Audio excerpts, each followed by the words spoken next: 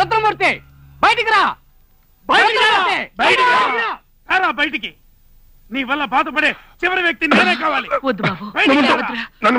పెళ్లి చేసుకుందామని ఆఫీస్కి అమ్మాయిని తీసుకుని వస్తే పెటాకులు చేసి పంపిస్తావా? రుద్రమూర్తి, ఈ రోజు నీ కథ ముగించిందే, ఇక్కడి నుంచి వెళ్ళాం. బయటికి రా. గొడవ చేస్తే భయపడతానుకున్నారా? నా సర్వీసులో ఇలాంటి వాళ్ళు ఎంతో మందిని చూశాను. నాకు ఉద్యోగం చేయటం తెలుసు, ఉతికి ఆడటం తెలుసు. వదలండి. బయటికి రారా. వాళ్ళేదో తాగుచ్చి గొడవ చేస్తున్నారు, మీరు ఆవేశపడకండి. నా మాట వినన్నయ్యా, పడుకో. వీడేరా రుద్రమూర్తి కొడుకు.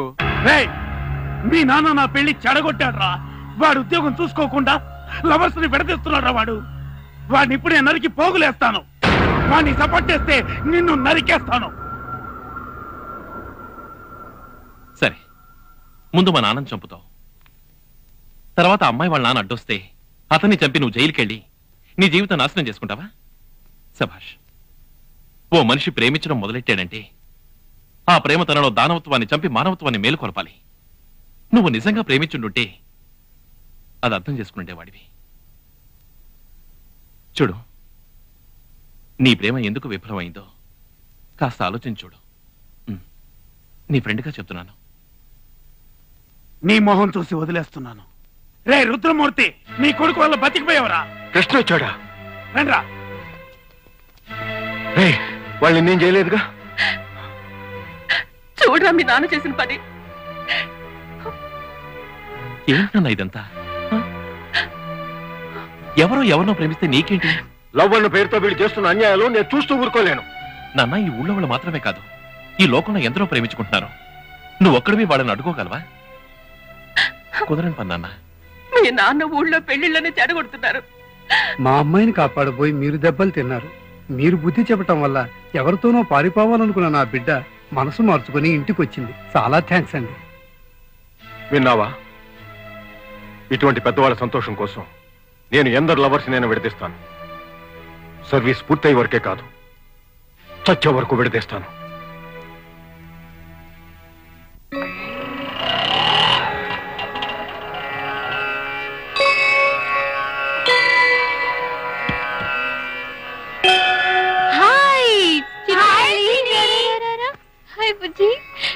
హాయ్ అను. తాతయ్య మెల్లిగా మాట్లాడు.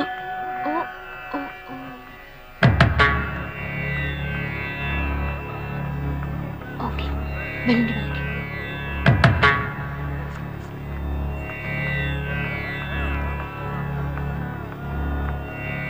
నాన్నా, ఈ సంవత్సరం మ్యూజిక్ కాంపిటీషన్ లోనూ నేనే ఫస్ట్ ప్రైజ్ తీసుకున్నాను. ఇప్పుడైనా నన్ను ఆశీర్వదించండి నాన్న.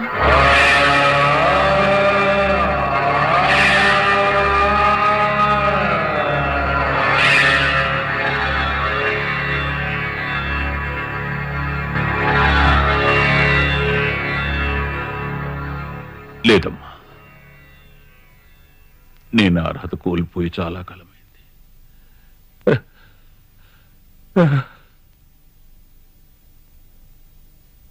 గాయత్రి, వచ్చి రాగానే మీ నాన్నగారిని ఏమైనా విసిగించావా?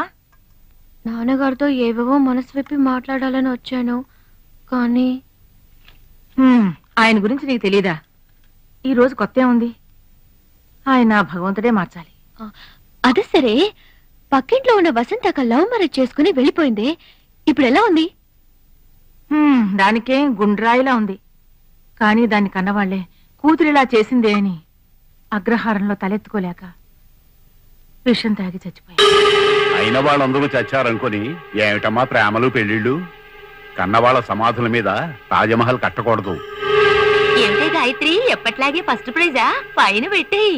కానీ ఒకటి గాయత్రి, ఇమీడియట్ గా నీకు పెళ్లి కుదిరిందే అనుకో, కట్న కానుకలు ఇవ్వాల్సిన అవసరమే లేదు. నీకొచ్చిన ప్రైజులే చాలు. ఏంటి కట్న కానుకల మాటలు ఎక్కువయ్యాయి? గాయత్రి పెళ్లి గురించి ఎవరు దిగులు పడక్కర్లేదు.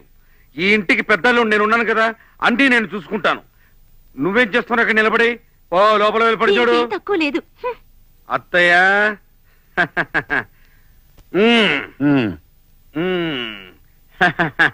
ఏమ్మా గాయత్రి, ఎప్పుడొచ్చావు?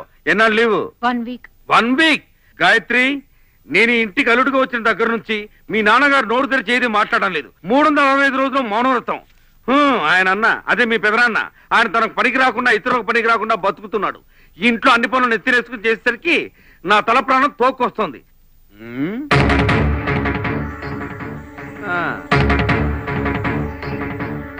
గాయత్రి, ఏంటివి బంగారు గజ్జలా ఉన్నాయే? అది మరి ఎవరిచ్చారు? నా ఫ్రెండ్ కొనిచ్చింది. నేను 65లో పుట్టాను, నాకు 65లోని గుళ్ళో చెవులు కుట్టారు. అత్తయ్య అత్తయ్య కొంచెం ఇలా రండి. కామాక్షి ఇలా వచ్చి చావు, ఇలా వచ్చి చూడు, నీ చీరను ఎంత పని చేసిందో చూడు. అత్తయ్య చూసారా, మీ అమ్మాయి కాళ్లకు బంగారు గజ్జలు 40,000. మనం తనకు పంపే డబ్బులు మిగిలించుకున్నా 1 గ్రాము గోల్డ్ కొన కుదరదు. అందుకే చెప్పాను, నెత్తి నోరు కొట్టుకున్నాను, ఊటీకి పంపొద్దు అని. విన్నారా? ఈ రోజు కాళ్ళ గజ్జలతో వచ్చింది, రేపు మేలో తాళి కట్టించుకోదే నమ్మకం. అల్లుడు గారు, నా కూతురు గురించి అలా మాట్లాడకండి. అది మేలిం బంగారం. కరెక్ట్ గానే చెప్పారు. బంగారాన్ని రుద్ది చూసి విలువ కడతారు. మీ అమ్మాయిని కూడా ఎవడో అలా చూసి విలువ కట్టి పంపించాడు. 40,000 వర్త్ ని ఎవడైనా గిఫ్ట్ గా ఇచ్చాడంటే ఒకవేళ మనసిచ్చి ఉండాలి, లేదా తనని అర్పించి ఉండాలి. అల్లుడు,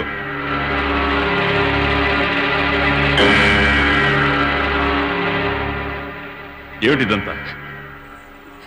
లేదు నాన్న, ఇది ఒకటి గోల్డ్ కవరింగే. నా ఫ్రెండ్ గిఫ్ట్ గా ఇచ్చింది.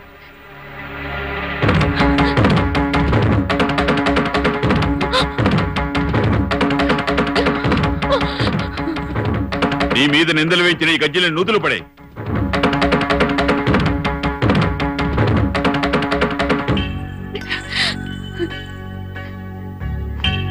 అల్లుడు, ఒకరి మీద నింద వేసేటప్పుడు అది వారి మనసును ఎంత బాధ పెడుతుందో కొంచెం ఆలోచించాలి. నా పెద్ద కూతురిని ఎంత పవిత్రంగా నీ చేతిలో పెట్టాను, అలాగే దీన్ని కూడా ఒక అయ్యి చేతిలో పెడతాను. ఆ తులసి మొక్క ఉంది, అది కోట దాటకూడదు. నా కూతురు తులసి మొక్క లాంటిది, దాని మీద నాకు ఆ నమ్మకం ఉంది. నేను చూపించిన వాడికి తల వంచుతుందే తప్ప నేను తలంచుకున్నట్టు చేయదు. రామ్మా.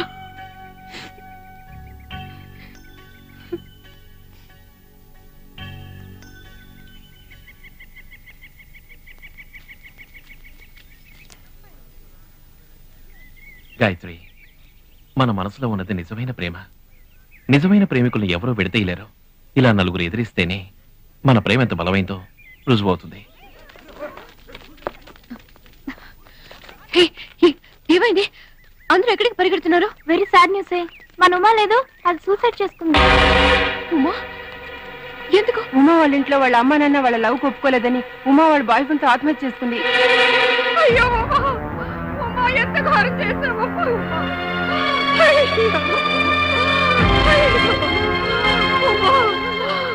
ఎంత ఘోరం చేసావమ్మా! చూడమ్మా, వాన్లో తడవని వాళ్ళు, లవ్ లో పడని వాళ్ళు లోకంలో ఉండరే. నువ్వు తప్పించుకోగలవా? చూడమ్మా,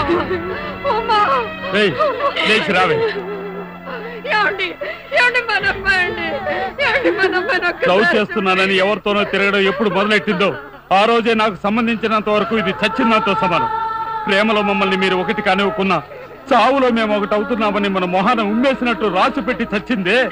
ఇది మమ్మల్ని ఇంత అవమానం చేసింది కనుక దీనికి మాకు ఏ సంబంధం లేదు. ఇదిగోండి స్టేట్మెంట్. ఇది అనాథ శవం. రావే, లేచిరా, మర్యాదగా రా. నువ్వు రాకపోయావా నిన్ను చంపి నేను చస్తాను. రా, రావే, రమ్మంటుంటే రా.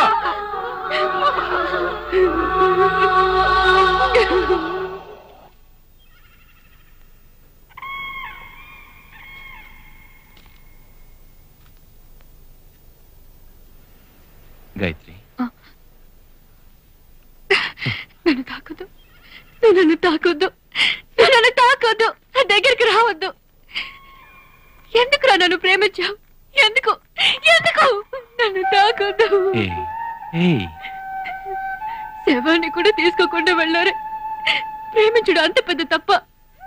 ప్రేమంటే పెద్దవాళ్ళకి ఎందుకు అంత కసి? ఎందుకు అసహించుకుంటారు? వాళ్ళు కూడా మన వయసులో ఉన్నప్పుడు ప్రేమ విలువ తెలుసుకున్న వాళ్ళే.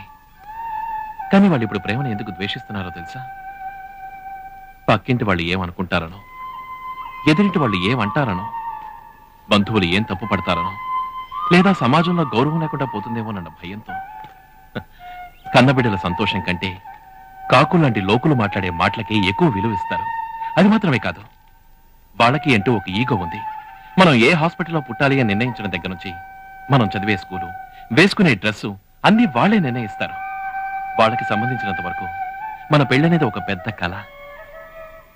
ఆ కళ ప్రేమ అనే పేరుతో కరిగిపోతూ ఉంటే అది చూసి వాళ్ళు భరించలేరు. అంటే మనకు కళలు రావా? ఊహలనేవే ఉండవా? ఎవడో బ్రోకర్ తో మా అమ్మాయికి పెళ్లి కొడుకును చూడమంటారు. వాడు ఒక ఫోటో తీసుకొచ్చి ఇతనే పెళ్లి కొడుకంటే దానికి వాళ్ళు ఒప్పుకుంటారు. ఒకవేళ ఆ ఫోటోలో ఉన్న అబ్బాయిని అమ్మాయి ప్రేమించుంటే అతన్ని మాత్రం ఒప్పుకోరు. కన్న వాళ్ళు బ్రోకర్ని నమ్మినంతగా తమ బిడ్డల్ని నమ్మడలేదు కదా. నమ్మిద్దాం. మన ప్రేమ వాళ్ళకి అర్థమయ్యేలా చేద్దాం. ప్రేమ గుడ్డిదని పెద్దవాళ్ళు ఎందుకంటారో తెలుసా? వాళ్ళు దాన్ని చీకట్లోంచి చూస్తూ ఉంటారు. ముందు వాళ్ళ వెలుతులోకి తీసుకొద్దాం. ఎలా? మన పెద్దవాళ్ళకి మన ప్రేమ చివరి వరకు చెప్పకూడదు. అర్థం కాలేదా? మన ప్రేమను గురించి వాళ్ళకు చెప్పి వాళ్ళ ద్వేషానికి గురి అయ్యే బదులు నువ్వెవరో తెలియకుండా మా ఇంటికెళ్ళి, నేనెవరో తెలియకుండా మీ ఇంటికెళ్ళి పరిచయం చేసుకుందాం. వాళ్ళు ఇష్టపడే వాళ్ళేగా మనం ఇష్టపడాలంటున్నారు. వాళ్ళు సెలెక్ట్ చేసిన వాళ్ళేగా మనం పెళ్లి చేసుకోవాలంటున్నారు. ముందు వాళ్ళు మనల్ని ఇష్టపడేలా నడుచుకుందాం. వాళ్లే మనల్ని సెలెక్ట్ చేసేలా ప్రవర్తిద్దాం. నా ప్రవర్తన వాళ్ళకి బాగా నచ్చి, అరేరే అబ్బాయి అంటే ఇలా ఉండాలి, ఇంత మంచి అబ్బాయే మన అమ్మాయికి భర్తగా రావాలి అని మీ అమ్మా నాన్న నిర్ణయించుకునేలా నేను చేస్తాను.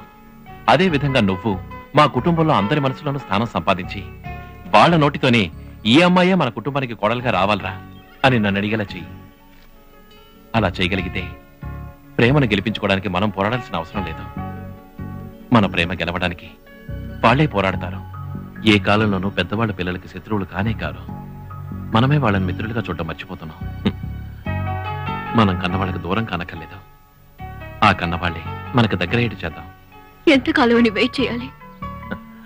ప్రేమించుకునేటప్పుడు ఒకరి కోసం ఒకరు ఎంతకాలమైనా వెయిట్ చేస్తాక, అదే విధంగా ఈ ప్రేమ గెలవాలంటే మన పెద్దల అంగీకారం కోసం ఎంతకాలమైనా వెయిట్ చేయాలి.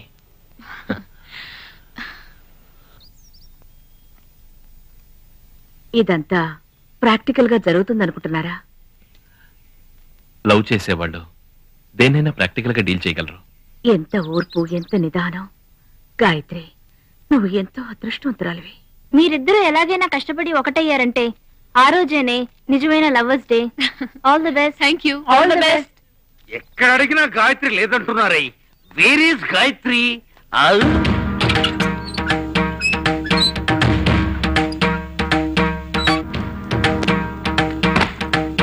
మా అమ్మాయి గాయత్రి ఎక్కడా?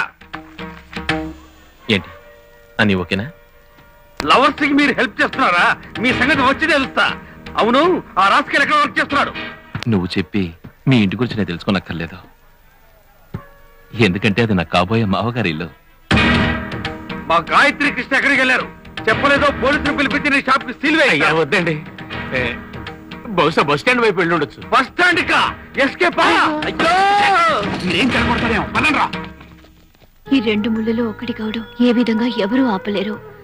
అదే విధంగా మన ఇద్దరు ఒకటి కావడం ఎవరూ ఆపలేరు.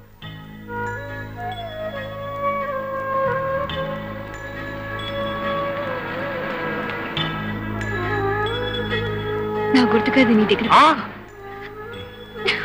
ఏంటి గాయత్రి? అయ్యయ్యో, పబ్లిక్ గానే ముద్దు పెట్టుకుంటాడే. See you, Krishna. See you. Take care. All the best. Take care, Gayatri. Bye.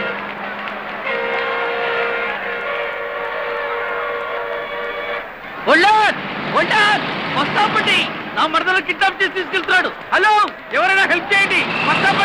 వస్తాపండి. అయ్యయ్యో, లిఫ్ట్ ఇవ్వండి. ఇవ్వరా? నీ అమ్మాయిని కిడ్నాప్ చేస్తే తెలిసేది. Police jeep. నువ్వా? కొంచెం స్లోగా వెళ్ళండి సార్. రే దిగరా. నేనా? దిగు. మీరెవరు? నన్నే ఎవరిని అడుగుతావా? అసలు ఎవరండి మీరు? నేనా? అక్కమ్మగుండ్రా. అక్కమ్మగుడా? సినిమా పేర్లా ఉందేంటి? అది నా బిరుదురా. టోటల్ ఫ్యామిలీకి నేనే హెడ్డుని. గాయత్రి అక్కమ్మగుండి. నేను మీకోసమే వస్తున్నానండి. నా కోసమా? మీ మరదల్ని లవ్ చేస్తున్నాను. ఓరి దుర్మార్గుడా, ఎంత పని చేశావు? కాలేజీకి పంపిస్తే లవ్ చేస్తావా?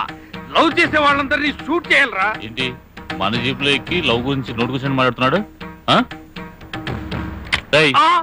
నీకోసం బ్రేక్ కూడా వేయకుండా డ్రైవ్ చేసుకొస్తున్నాను. నువ్వు ఇంకొకరి లవ్ ని బ్రేక్ చేయాలని చూస్తున్నావా? మేము లవర్స్ తెలుసా? అయ్యో, నన్ను వదిలేయండి. బతుకుంటే పొలుసాగు తింటాను పంతుల్ని. పంతులువా? ఇంట్లో తెలియకుండా మేం చేసుకునే పెళ్లికి పంతులు దొరకలేదని చూస్తున్నాం. సమయానికి దొరికావు. రే దిగరా. మా పెళ్ళేదాకా నిన్ను వదలం. హలో, వీడి సంగతి మేము చూసుకుంటాం. All the best. Thank you. అయ్యో అయ్యో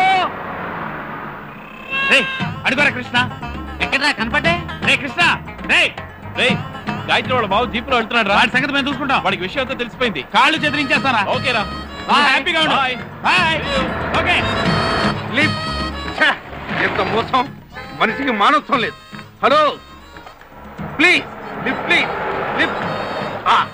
థ్యాంక్ యూ ధర్మాత్మలు. నాశనం అయిపోతారు. అబ్బో అబ్బో, మా కృష్ణ పెళ్ళి వరకు నిన్ను బయటికి వదలవరా. నన్ను ఏమైనా క్రాస్ పెట్టి అనుకున్నారా? కరెక్ట్ బ్లాక్ మెయిల్ తీసుకున్నారు. నా మరదలు ఎక్కడ దాచిపెట్టారు చెప్పండి రా. తెలీదా? ఏం చెప్తారు? భీమిలి పక్కన తగర పోలసలో నాగభూషణ ఇంటికి వెళ్ళింది. ఇర్విన్ వాలెస్ అనే రచయిత the intimate sex life of famous people అని ఒక సంకలనం ప్రచురించాడు.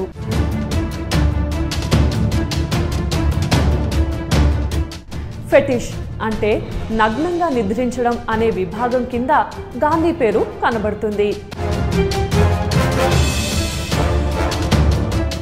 తన కామవాంఛ వల్లనే కదా తండ్రి అంతిమ గడియల్లో ఆయన వద్ద లేకుండా పోయింది అనుకున్నాడు.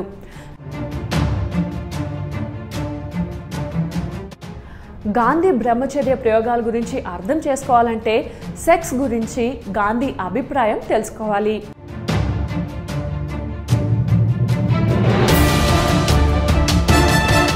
అప్పటికే ఆయన అభ్యంగన స్నానాలు, మాలీసులు, ఆడపిల్లల భుజాల మీద చేతులు వేసి నడవడాలు వివాదాస్పదం అయి ఉన్నాయి.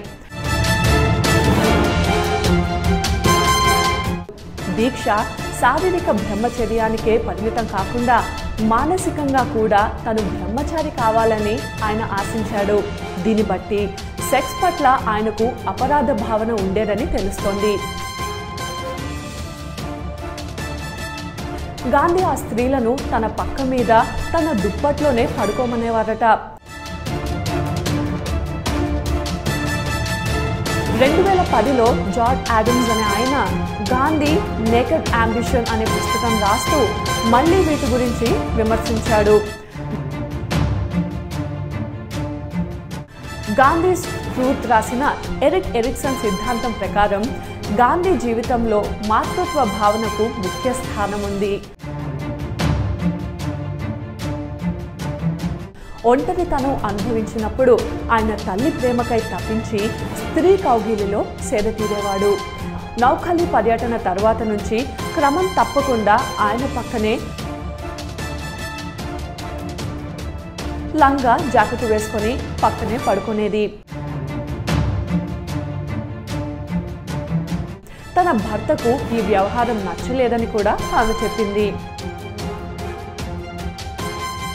ముండేను సమర్థిస్తూ శివసేన అధినేత బాల్ ఠాక్రే గాంధీతో పోల్చి తేల్చాడు.